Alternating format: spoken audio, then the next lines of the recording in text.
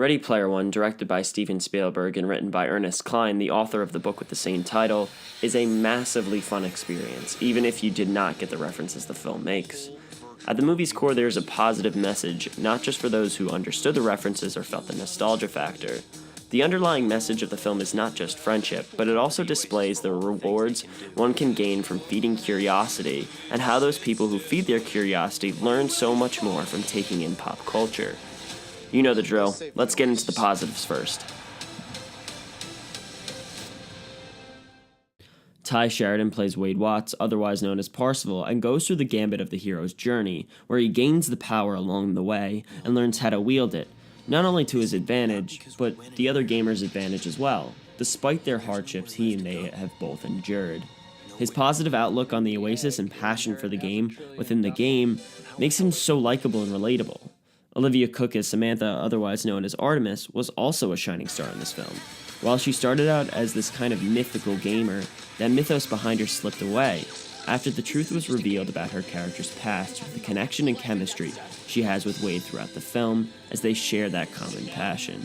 Ben Mendelsohn played a convincing corporate bad guy that accurately depicted those executives that care about making money rather than caring about the core beliefs and basic enjoyment of their platform. My favorite character and performance has got to be Mark Rylance as Halliday, also known as Anorak. He is the moral core in the heart of the film's story, as his spirit guides Parzival throughout the film. Rylance brings a combination of purity and experience to Halliday that makes the character seem to have a brilliant adult mind, while at the same time, he still has the joy and wonder that is rooted in childhood. His performance was one akin to Merlin. While not physically present like Merlin is with Arthur, Halliday and Watts are kindred spirits, as their appetite for pop culture is insatiable, and their connection is one and the same but generations removed. Halliday has learned the wisdom that will ultimately benefit those younger people like him, and he shares this wisdom through the puzzles.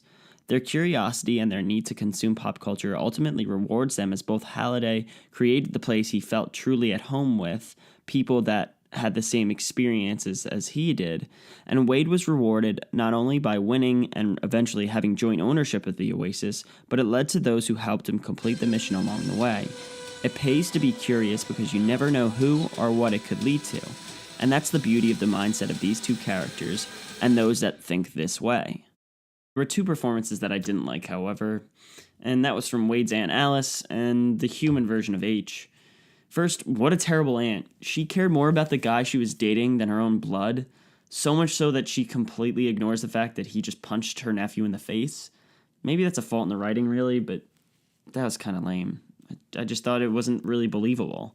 However, I felt that Lena Waithe, the actress that played the human version of H, was often wooden and not fully into the character after the reveal of H actually being a girl, which is really great. I did not see that coming at all.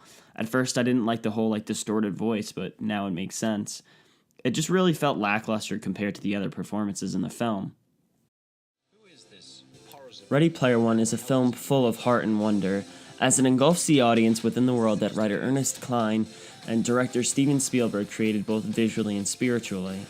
Not only do they fully encapsulate pop culture through references in the writing and putting them in the background, but they also capture the wonder one receives when they first discover those properties they connected to as a kid.